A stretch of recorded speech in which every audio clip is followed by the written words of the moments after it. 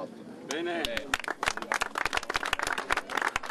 A me piace sempre fare riferimento al 1985 e al film Ritorno al futuro, dove il professore pazzo, Doc, metteva gli scarti della cucina direttamente dentro il serbatoio dell'auto. Questo oggi non lo riusciamo a fare, ma trasformiamo gli scarti della cucina, produciamo biometano e lo mettiamo nei serbatoi delle automobili. Quello che 30 anni fa era fantasia si sta realizzando, almeno in zone industriali a Vittorio Veneto, dove nel parco della Savno da oggi è attiva la prima pompa autoalimentante di biometano. Servirà per alimentare la pompa a biometano chiaramente tutti i mezzi della Savno, i mezzi pubblici che si convenzionano con la nostra società. Speriamo presto di poterlo aprire anche ai cittadini. Un'opportunità oltre che una scelta ecologica, ecco perché a breve sarà aperta a tutti. Il biometano ha dei costi di produzione nettamente inferiori al prezzo del metano di origine geologica. Poi c'è anche un aspetto normativo, perché le auto a biometano o a metano, basta che siano comunque alimentazione a metano,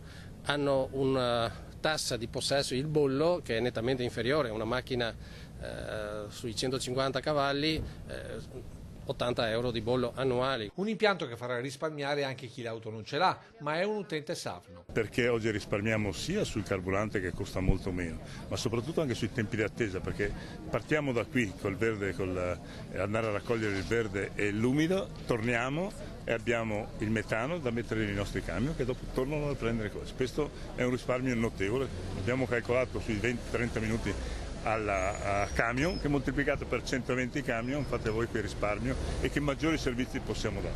Dopo l'impianto di Vittorio Veneto, Savno ha già predisposto altre 2 aree di rifornimento a Pieve di Soligo e Oderzo, per un risparmio calcolato a regime intorno ai 900.000 euro l'anno. È molto importante perché grazie all'uso del biometano nell'autotrazione, nella filiera dei rifiuti, si dà un contributo parziale ma molto importante per ridurre le emissioni in atmosfera in una zona del paese, che è la pianura padana, che è afflitta da una coltre di smog che fa di questa zona del paese una delle zone più inquinate a livello europeo.